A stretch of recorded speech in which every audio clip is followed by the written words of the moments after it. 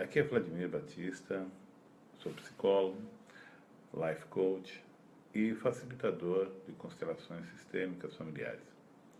O que me traz aqui é buscar transferir ou compartilhar, melhor dizendo, algumas ideias que viemos desenvolvendo, viemos acolhendo ao longo da nossa vida, não só profissional, mas pessoal, e que hoje nos possibilita, talvez, repartir ou compartilhar essas experiências, algumas sugestões, algumas dicas, com o objetivo de tornar nossa vida mais leve, né? Então, nada disso que será apresentado aqui deve ser tomado como uma verdade absoluta ou como um método indicado para toda e qualquer situação e problema, mas simplesmente uma maneira, talvez diferente, nova para alguns, para outros nem tanto, de encarar a vida, seus problemas, a nós mesmos, o nosso papel nesse mundo, aquilo que nos é reservado, as possibilidades que temos, as dificuldades que temos a enfrentar, os recursos que podemos ter ou desenvolver, enfim. É uma provocação no sentido de provocar reflexões, mais perguntas, né? E é isso aí, tá? Então, eu gostaria de começar estabelecendo alguns critérios, algumas formulações, né? Para que a gente pudesse se fazer entender da melhor forma possível. Nós nos referiremos constantemente a algumas palavras, como, ou expressões como leis do amor, falaremos sobre ordem, equilíbrio, pertencimento, campo, né? Sistema familiar, enfim. E eu gostaria então de falar um pouquinho sobre cada uma dessas palavras, desses conceitos.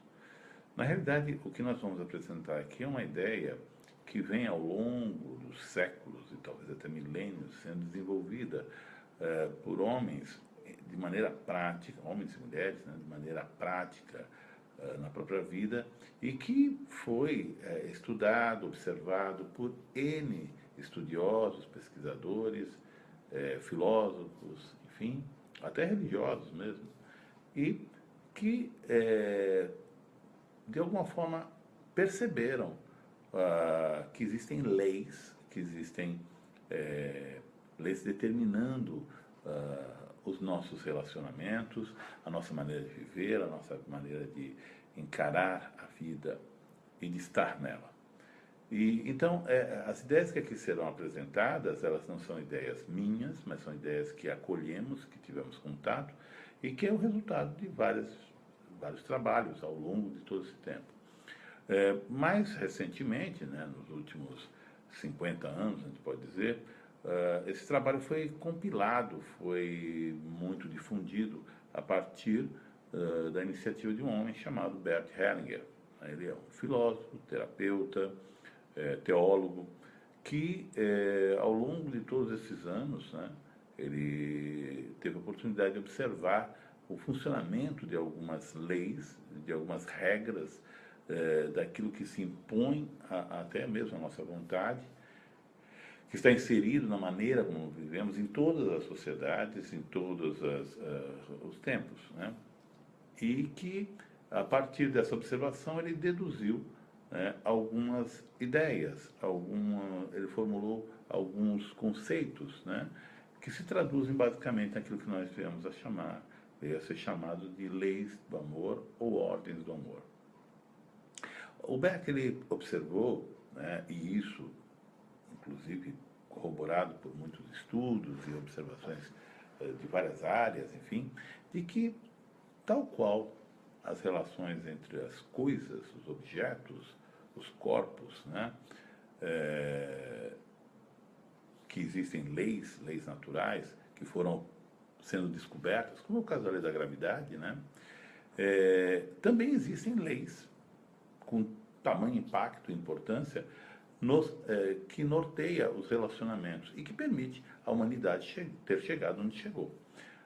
Qualquer espécie nesse planeta e em qualquer lugar, ela só continua existindo a partir do momento que ela se adapta àquilo que é lei, aquilo que deve ser cumprido para que a existência possa ser mantida. E, inconscientemente, os seres de toda e qualquer espécie vão se encaixando nessas leis.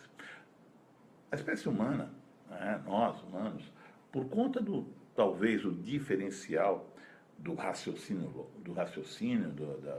da cognição, da busca por escolha, por liberdade, muitas vezes nos colocamos contra essas leis, né, na busca de realizações imediatistas ou dos nossos interesses, com ou sem intenção, acabamos infringindo essas leis.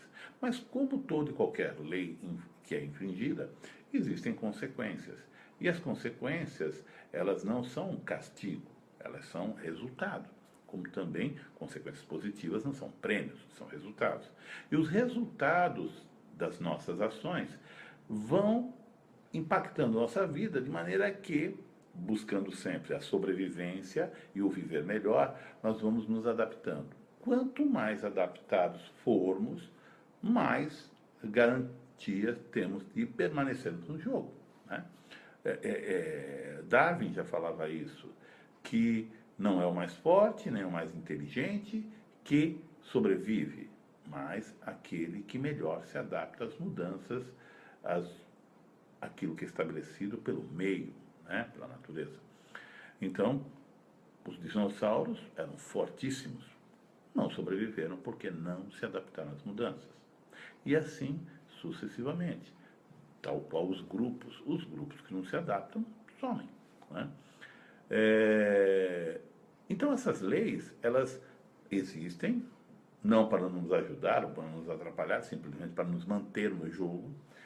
E no cumprimento, quando cumprimos, quando aderimos, quando atendemos, acolhemos essa ordem, nós podemos desenvolver com certa margem de liberdade a nossa vida, os nossos potenciais. Pois bem, a primeira lei observada por Bert Hellinger é a lei justamente de pertencimento, onde todos em um grupo têm direito a pertencer, sem exceção.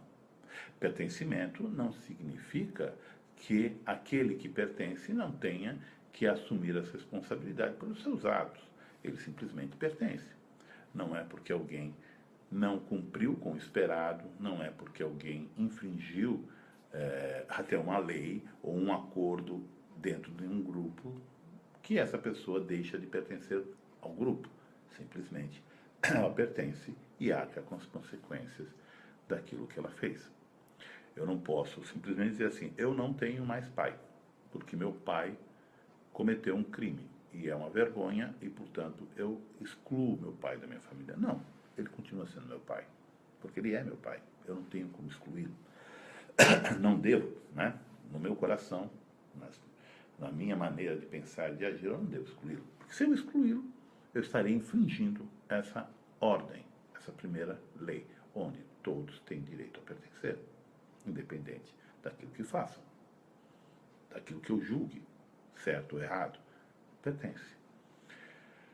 Essa lei de pertencimento, ela é tão forte e tão necessária porque os seres, eles necessitam, ainda mais nós, seres humanos, mamíferos, que necessitamos do acolhimento, da proteção do grupo, para que possamos preservar as nossas vidas, sobreviver e desenvolvermos a nossa capacidade máxima e podermos continuar reproduzindo e dando oportunidade a outros seres virem a partir de nós. É no pertencimento que iniciamos as condições básicas para que possamos permanecer no jogo, como já falei anteriormente. Ok. A segunda lei que o Bert descobriu é a hierarquia.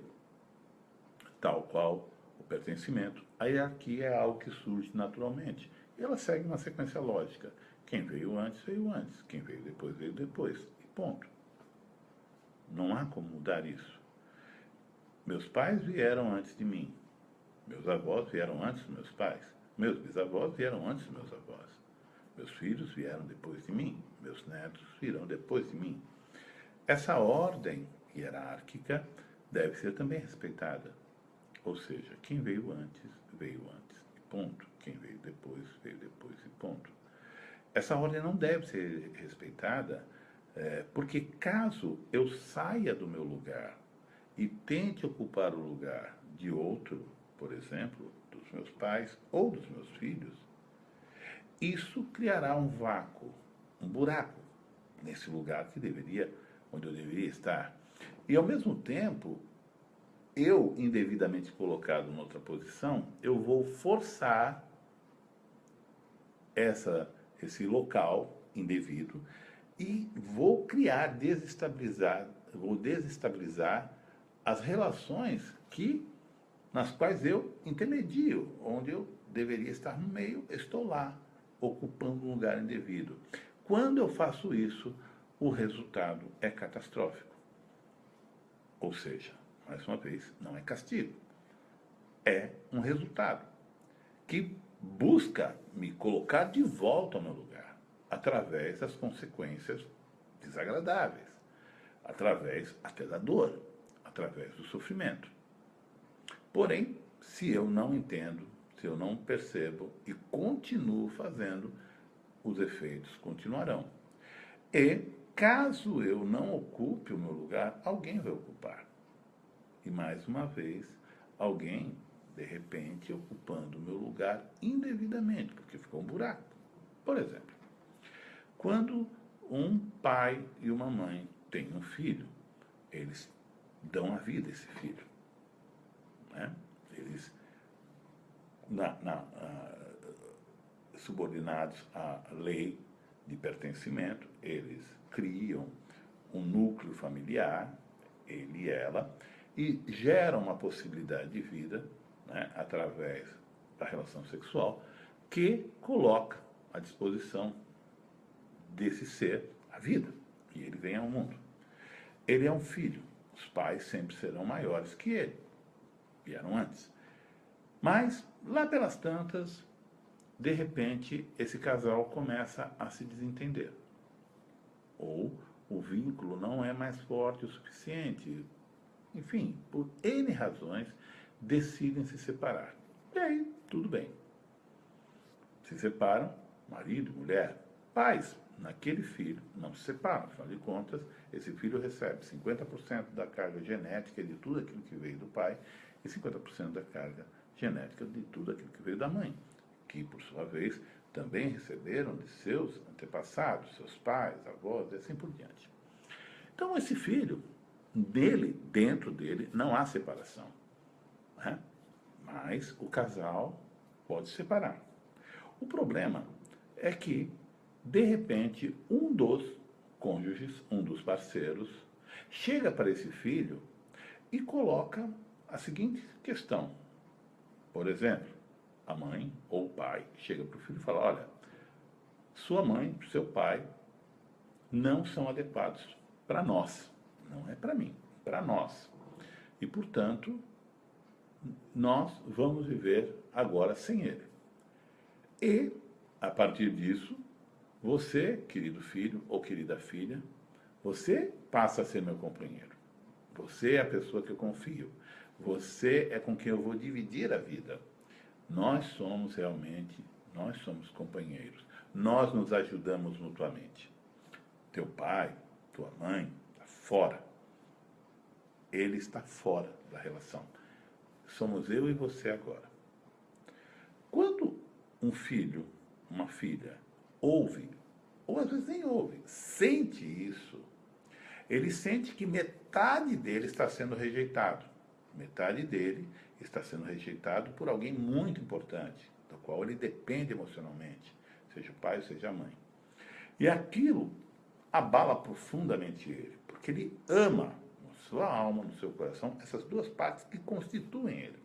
E, portanto, esse filho entra num conflito terrível internamente. Mas ele teme perder, ele já perdeu um. Imagina, se ele vai enfrentar ou tentar impor a permanência do outro em si, na sua vida, ele arrisca, muitas vezes, a perder, né, na sua fantasia, no seu íntimo, inconscientemente até, ele teme perder o amor da mãe e do pai com o qual ele vive. Portanto, o que ele faz? Ele nega a si mesmo esse amor que existe, mas ele o suplanta, ele o reprime. O pior está por vir ainda, porque ao acolher, aceitar esse lugar que está sendo dado a ele pela mãe ou pelo pai, um lugar que está sendo imposto a ele, você agora é meu companheiro, você agora é minha companheira, ele deixa o lugar de filho ou de filha e passa a ser o companheiro da mãe ou companheira do pai. E ele perde, nesse momento, o pai e a mãe, porque se ele é companheiro da mãe, vamos colocar assim para facilitar, ele não é mais filho dela. Ele tem agora um outro papel. São outras demandas. E aquilo se torna muito pesado para ele. Mas ele só tem uma maneira de conseguir cumprir esse papel que está sendo entregue a ele. Abrir mão do seu próprio lugar de filho. E ele se torna companheiro da mãe. A partir do momento que ele é companheiro da mãe, ele está ocupando o lugar do pai, ele perde o pai. Ele perde toda a conexão, toda a força que anteriormente ele tinha em si, a conexão com essa força interior que emana de pai e mãe, ele não tem mais essa força. E tudo aquilo que veio antes, através de toda a sua ancestralidade, essa energia, essa força, essa vida que ele recebia de pai e de mãe, ele se desconecta. Ele está só. Porém, carregando agora um papel muito pesado. Esse filho, geralmente, ou essa filha, acaba preenchendo seu coração, sua vida, com esse papel. E, portanto, ele já está casado, ele já está comprometido com alguém, que é a mãe ou o pai. E isso é percebido nas suas relações. E as pessoas olham para ele ou para ela e dizem, não, esse aí já está comprometido. É observado que a maioria dos casos onde essa dinâmica se estabelece, essa pessoa, essa criança, cresce até amadurecendo, entre aspas, mais rápido, né, com o sacrifício do seu desenvolvimento emocional, né, e essa criança que se torna jovem acaba sendo um solitário. Dificilmente vai estabelecer uma relação produtiva, um relacionamento de casal com alguém, porque ele já está vinculado a alguém. Né? Isso gera problemas tremendos para ele, não só a solidão. De repente, uma eterna busca por alguém. Esse alguém é alguém que falta. O que falta na vida dessa pessoa? Algo que falta quando ele vai para o mundo. Ele não tem mais nem pai, nem mãe. A falta da mãe, inclusive, é sentida de uma maneira muito forte, porque ele tem uma companheira, não tem uma mãe mais, alguém maior que ele. É alguém que, em termos, parece ser do mesmo tamanho. Então ele busca uma mãe. Ele pode, esse homem, essa mulher, buscar relacionamentos com pessoas mais fortes, mais maduras, mais velhas, mais ricas, enfim, alguém que represente ser maior que ele, para que ele possa se sentir acolhido como filho, porque ele não tem mais a mãe ou o pai na condição exata do termo, né? Então ele passa a buscar isso, né? Ou ele pode desenvolver uma outra dinâmica, uma outra estratégia para não ficar só. Ele sente, vamos colocar o exemplo assim, um menino, um rapaz, ele sente a necessidade de uma companheira também real. Ele tem uma companheira que é a mãe, mas é limitada essa relação. Ele quer uma relação plena, onde entra inclusive a questão do sexo, né? Que é uma necessidade biológica,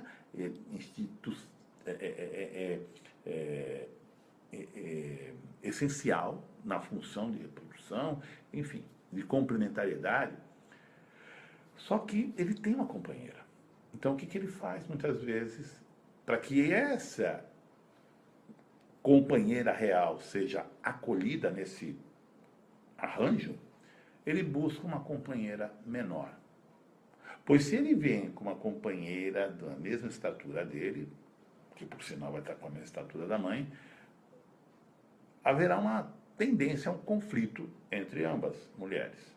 Porque uma olhará para a outra em papéis totalmente diferentes daqueles que deveriam ser. A companheira que chega olha para a mãe deste rapaz e enxerga nela não a mãe, mas uma companheira. E isso cria um conflito entre essa mulher que chega com essa que já estava lá. A que já estava lá também vê essa mulher que chega para tomar o seu companheiro. E aí estabelece uma guerra, muitas vezes, entre elas. O homem, o rapaz, fica no meio, uma situação extremamente, paradoxalmente, vantajosa, porque ele tem duas mães, muitas vezes, né, e duas companheiras, que ele trata e tenta negociar entre elas, tenta fazer arranjos nessa relação, como muito comumente se encontra nas relações extraconjugais, quando o homem e a mulher mantêm um amante, né? Um amante escondido, oculto, e vai tentando arranjar. Não é uma situação muito boa para ninguém. Então, uma saída que esse rapaz pode encontrar é buscar uma mulher mais, aliás, menor que ele, infantilizada, numa condição de dependência dele muito grande. Ele chega com essa mulher pequena, entre aspas, e apresenta a mãe, companheira. A mãe olha e vê o quê? Tá tudo certo. Essa menina que você trouxe, uma boa menina. Aí ela olha e fala, filho, companheiro, vamos adotá-la, vamos cuidar dela. E aí estabelece uma relação ótima, maravilhosa, entre aspas, né? O rapaz fica tranquilo, afinal de contas a mãe adotou a namorada, a esposa dele, cuida dela como se fosse uma filha. E é exatamente isso que ela vê. A sogra não é sogra, é mãe da nora. A nora, que por sua vez deve ter uma dinâmica também fora do lugar com a própria mãe, sente falta de uma mãe e está perfeito. Está tudo lindo e maravilhoso. Mas alguém vai pagar o preço, como eu disse, quando se sai do lugar. Esse lugar tem que ser ocupado por alguém. E esse lugar gera consequências, resultados. Essa dinâmica compromete o equilíbrio. E, portanto, alguém deverá pagar a conta. E, geralmente, quem paga a conta são os filhos que virão. Como? Esse casal, onde existe o filho companheiro da mãe companheira, casado com uma mulher que é sua companheira filha, né? E, portanto, filha dele e a mãe adotiva, ela engravida e dá à luz a uma criança que chega ao mundo claramente definido o papel de um pai. Opa, esse é meu pai. Só que a mãe é filha do pai. Se ela é filha do pai, ela não é uma mãe mesmo. Ela é no máximo, uma irmã mais velha. E essa criança, de novo, entra na dinâmica e permanecendo no grupo onde existe essa confusão de lugares, ela também vai buscar se adequar. Ela precisa de uma mãe. Ela não tem uma mãe, ela tem uma irmã. E muitas vezes, porque o pai é mais próximo da mãe dele do que da própria esposa como esposa, essa criança pode, de repente, ser colocada pela mãe nesse lugar de companheiro. E a dinâmica continua a exercer sua pressão, a se estabelecer, a manter este padrão nesse grupo familiar, geração após geração. Até que alguém um dia enxergue isso e se comporte ou vá para o seu lugar, né? Pois bem, ah, essa é uma das consequências desse sair da hierarquia, né? Existem outras, como, por exemplo, filhos que, em algum momento, passam a se comportar como se fossem pais dos próprios pais, achando que estão fazendo melhor. Realmente estão fazendo melhor, mas que estão fazendo o correto, e não é. Os pais sempre são grandes, independente se meu pai está com Alzheimer, se ele não tem condições de se manter. Eu, como filho, posso e devo ampará-lo, ajudá-los, mas como filho, não como pai deles. A minha postura deve ser sempre me colocando como menor em relação a eles. Porque se eu tomo o lugar de pai dos meus pais, eu saio do meu lugar de marido, eu saio do meu lugar de pai dos meus filhos. E isso criará consequências também. Né?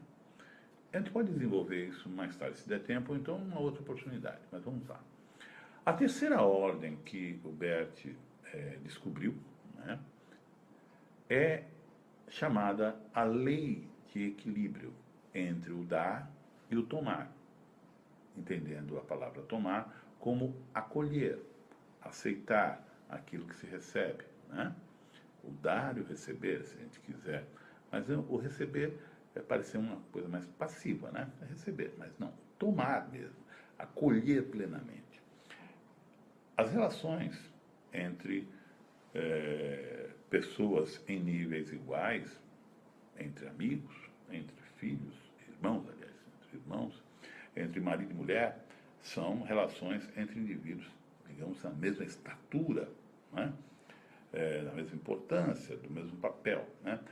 E essas relações, elas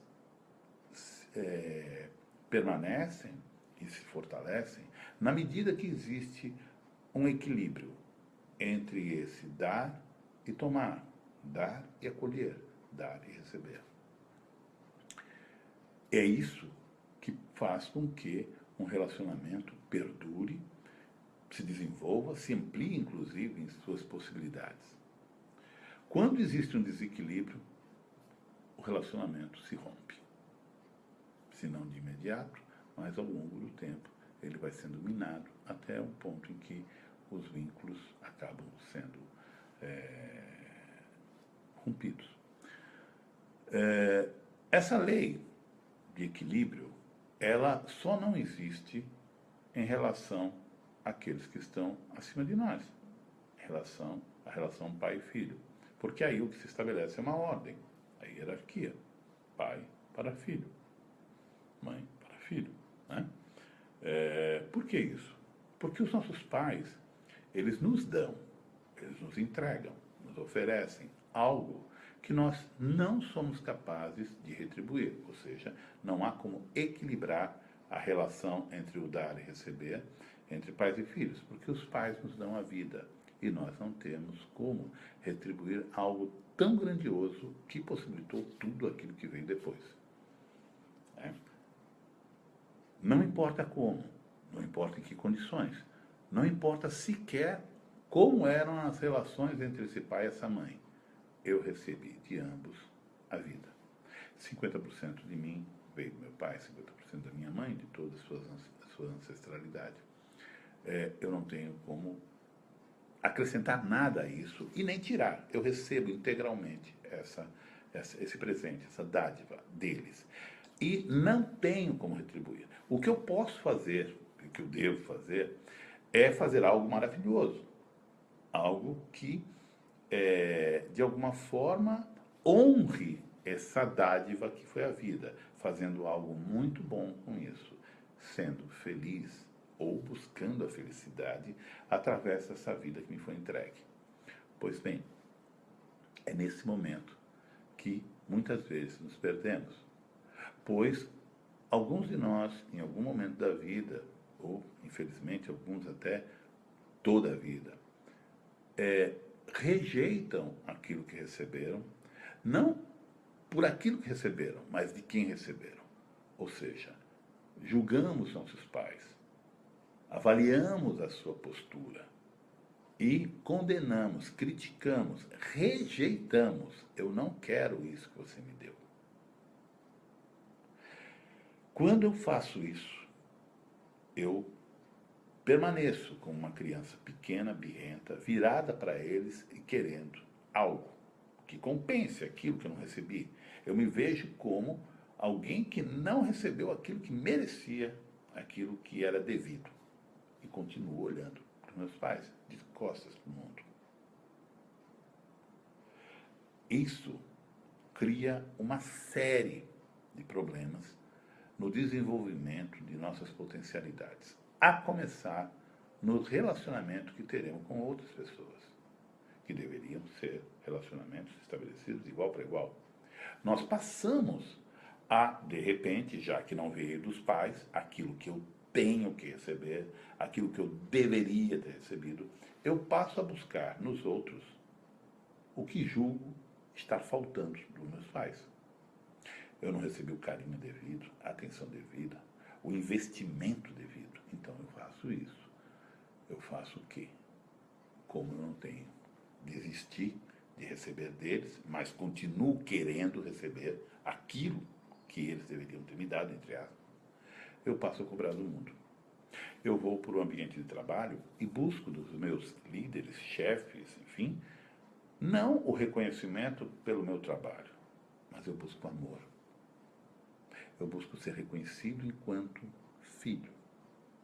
Eu me coloco diante do meu líder, do meu gerente, do meu diretor, não importa, do meu chefe, como alguém ansioso por ser aceito, acolhido, amado, valorizado como filho, não pelo trabalho que eu entrego. O meu compromisso é mais seduzir, conquistar o coração, não entregar aquilo que é esperado de mim enquanto profissional. Nos relacionamentos afetivos acontece algo muito semelhante. Eu busco uma mulher que me dê o amor que eu não recebi da minha mãe. Eu busco uma mulher que cuide de mim, como minha mãe não cuidou. Eu busco numa mulher, enfim, uma mãe melhor para mim. Ou busco num homem o pai que eu não tive, já que o meu pai não prestava, não era bom pai, sumiu, enfim. Isso traz desdobramentos na nossa vida, compromete, como eu disse, o nosso desenvolvimento e nos distancia da felicidade, da realização.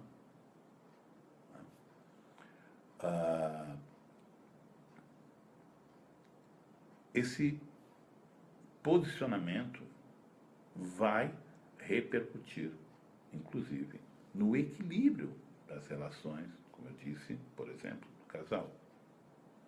Porque eu chego num relacionamento já com uma lista de demandas para o outro entregar para mim. E aí eu começo já, de uma maneira totalmente atabalhoada, a esperar que o outro me faça feliz, que o outro me ame incondicionalmente.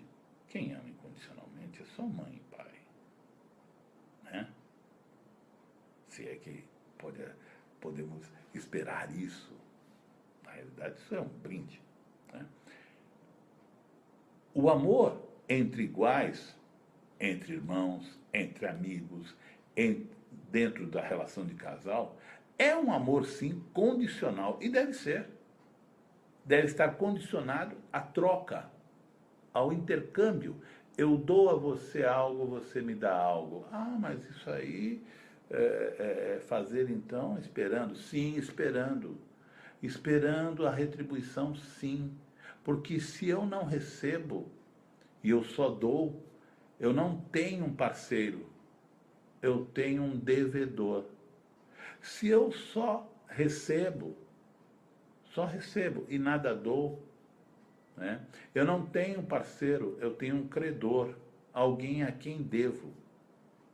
Então as relações se estabelecem baseadas no medo e não na alegria do partilhar, do compartilhar.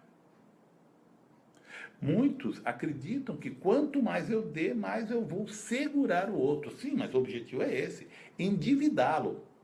Tenho a ilusão de que quanto mais ele me dever, mais ele estará subordinado a mim. Não é uma relação de troca, é uma relação de medo, de submissão, na qual eu invisto no medo do outro. Se você for embora, você não vai encontrar alguém tão bom quanto eu. Alguém que te ature, alguém que faça tudo o que você gosta. Que relação é essa? E o outro vai percebendo que ele realmente, o outro só dá, e pouco recebe, né? E essa dificuldade que eu tenho em trocar com o outro e cada vez mais dar, vai construindo uma distância, porque ninguém suporta muito tempo ou ninguém vive confortavelmente ao lado de alguém a quem deve muito. Chegará uma hora em que eu, devedor, entendo que jamais conseguirei pagar aquilo que recebi. E me vendo sem condições de retribuir, o que eu faço? Eu fujo da relação. Eu fujo. E fujo com uma carga de ter recebido tanto, que vou buscar uma outra relação que eu não caia na mesma esparrela. E aí é comum, a gente ouve muito, né? Nossa, fulano era casado com uma mulher, tinha uma namorada tão boa, fazia tudo para ele, se entregava completamente. Nossa, compreensiva, ele aprontava mil e uma, ela sempre muito amorosa, não exigia nada dele e tal. Ele saiu, largou aquela mulher perfeita e foi cair na mão daquela biscate. Uma mulher que tirou tudo dele, até as calças. Uma mulher que não tratava ele com respeito. Ele foi em busca do quê? Ele foi em busca de retomar o equilíbrio. Ele tinha recebido muito, ele tinha que não entrar de novo nessa. Então ele buscou uma relação na qual ele não fica devendo. É terrível isso, né? Mas isso eu não estou dizendo para você acreditar em mim.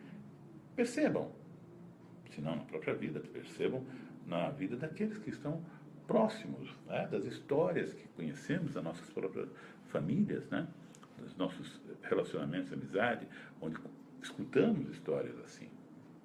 Né? Pois bem,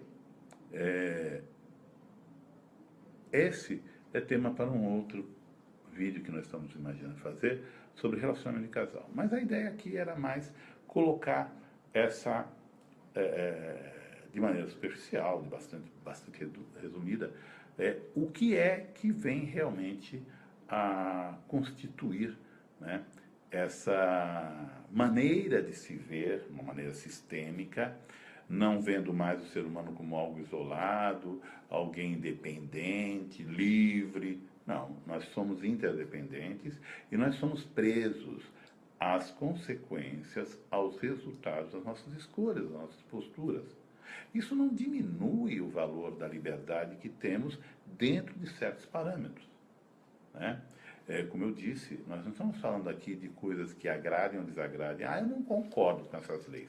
Muita gente pode dizer assim, eu não concordo que tenha esse tipo de equilíbrio. Eu não concordo com essa ordem, né, entre pai e filho. Eu não concordo que todo mundo deva pertencer. A gente tem todo o direito de discordar, mas isso não anula a lei, não anula aquilo que é.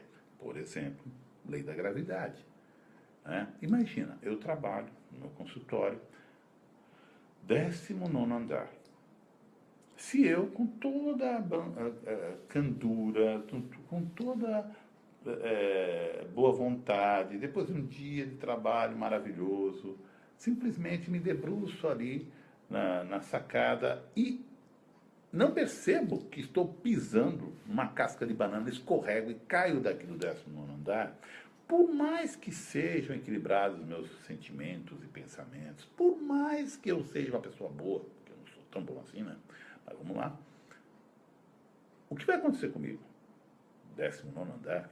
eu vou virar purê de batata, né? Eu vou morrer. Ok. Se de repente, no mesmo andar, tiver uma pessoa que acabou de assassinar todos os amigos, o cara entrou, atirou em todo mundo, e de repente, né, aquele é fã, ele escorregou na casca de banana e, pô, caiu do 10º andar. Ele também morre. Se uma criança de 2 anos, inadvertidamente, entra aqui na minha sala, vai até a sacada e se empolera lá no gradil e cai do 10º andar, independente de ela não ter feito nada de errado na vida, se é uma coisinha fofa, ela morre. O que eu quero dizer com isso? Independente do que eu faço ou deixo de fazer, a lei da gravidade ela é válida para todo mundo.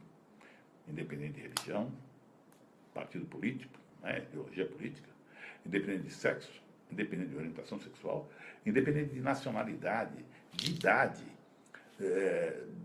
daquilo que eu faço de bom, daquilo que eu faço de mal, a lei da gravidade, ela diz que se eu cair do 10º andar, eu morro. Ponto. Porque eu caio. Ela age sobre o meu corpo e sobre todos os corpos da mesma forma. Da mesma forma são as regras, as leis, as ordens do amor, ou os leis do amor, que foi cunhado por Bert Hellinger, elas existem, independente de gostarmos ou não.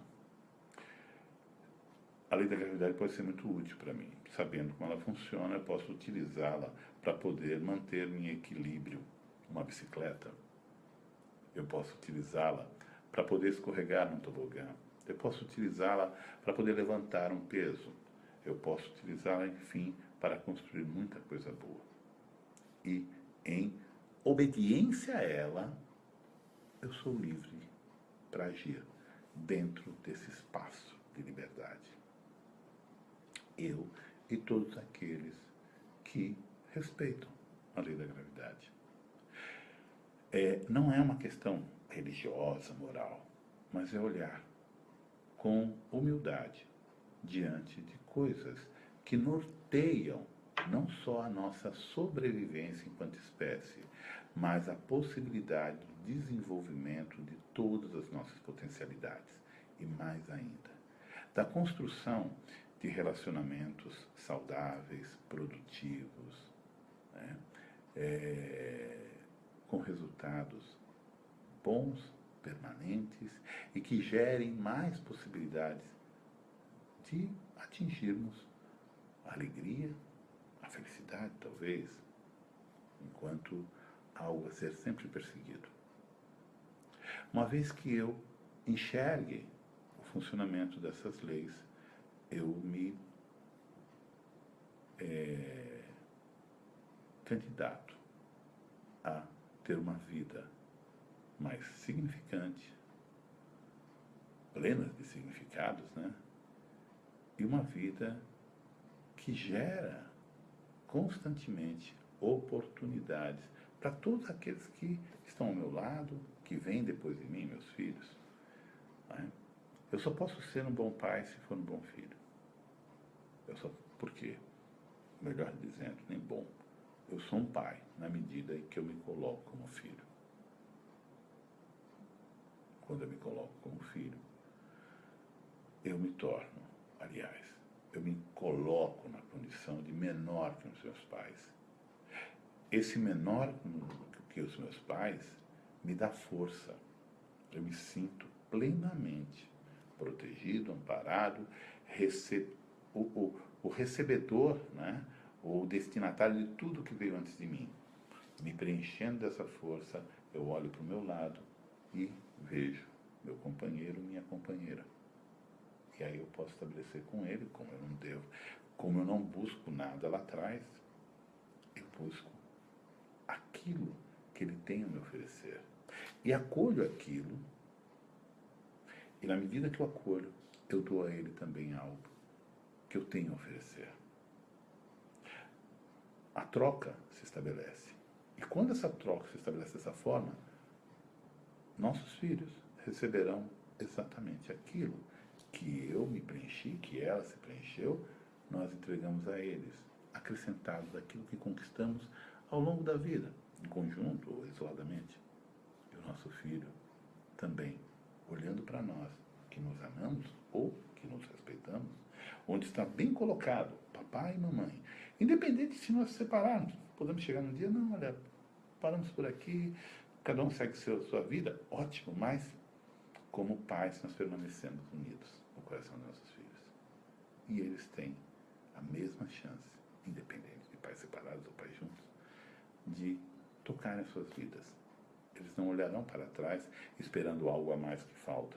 Eles vão buscar o que eles querem na vida, no mundo. Eu acho que como primeiro bate-papo assim, pode funcionar. Né?